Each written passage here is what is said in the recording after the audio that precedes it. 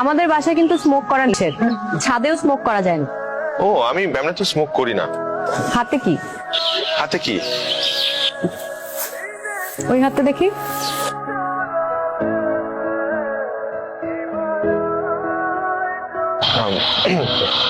ছেড়ে দিয়েছি স্মোকিং ঠিক এই মুহূর্ত থেকে একদম। বাহ, আপনি তো দেখি ইনস্ট্যান্ট নুডলস এর মতো ইনস্ট্যান্ট মিথ্যা কথা বলেন।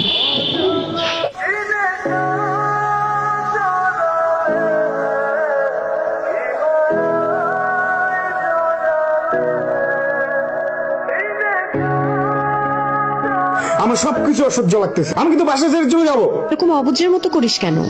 তুই তোর কাপড় চোপড় সবকিছু তো তোর মতো করছ, আমার কিছু করো না, তুই বেয়াদবি করবি না আমার সাথে। কয় টাকা দেস? কথা বলবো, তুই টাকা পয়সা কিছু দিবি না, বড় বোন দেখাইতে আসুস কেন তাহলে?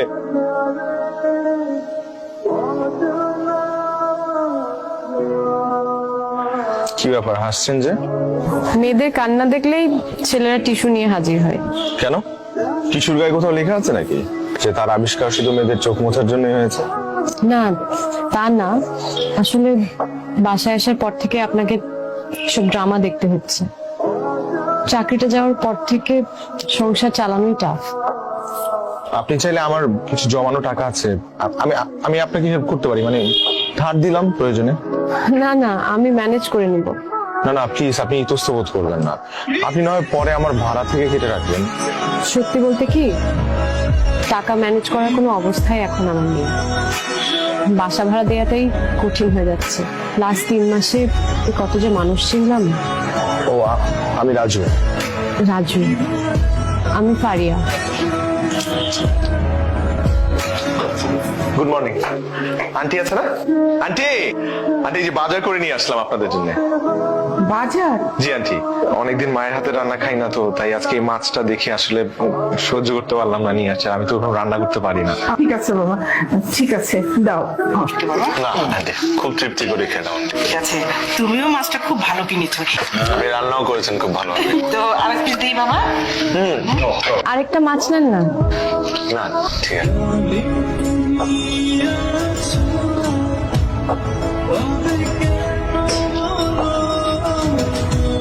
ওনাকে তো ঠিক ছিলাম না। জি, ও রাজু, আমাদের বাড়িতে পেইং গেস্ট হিসেবে থাকছে।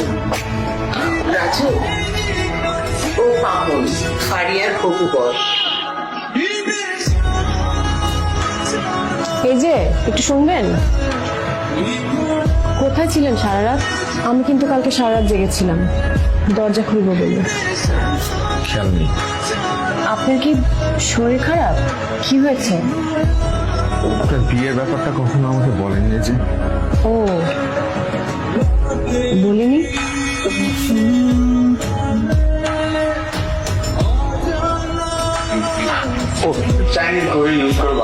Good morning. আন্টি কোথায়? আন্টি বাজার করে। তুমি আবার এত শাকসবজি কেন কিনতে গেলে বাবা? দেখো না, এই যে জামাই বাবুটি দুনিয়ার বাজার করে এনেছে। এতক্ষণ ধরে মাছ মাংস সবজি সব ফ্রিজে ভরলাম, এখন ফ্রিজে এক ফোঁটা জায়গাও নাই। আমি যে এইগুলো কোথায় রাখবো? তার উপর বাবা তোমার এই শাকসবজি। আন্টি আচ্ছা ঠিক ঠিক ঠিক আছে, সমস্যা নেই। ফারিয়া, তুমি বসে আছো কেন? শপিং যাবা না? চলো না, দেরি হয়ে যাচ্ছে তো। উঠো, চলো। আরে উঠো না, বসে আছো কেন? চলো চলো, তাড়াতাড়ি রেডি। অ্যারেঞ্জ ম্যারেজ না লাভ ম্যারেজ? কেন, পাত্র পছন্দ হয়নি? বিয়ে তো করবেন আপনি, আমার পছন্দ দেখে চাই আছে। বলতে পারেন কি ম্যারেজ জানি না, তবে এখন মনে হচ্ছে এটাই সকল সমস্যার সমাধান। কিন্তু এটা আপনার সারা জীবনের প্রশ্ন ফারিয়া। জীবন যখন নিজের ইচ্ছায় চলে না, তখন ভাগ্যের উপর ছেড়ে দেওয়াই ভালো। ঠিক করেছেন না?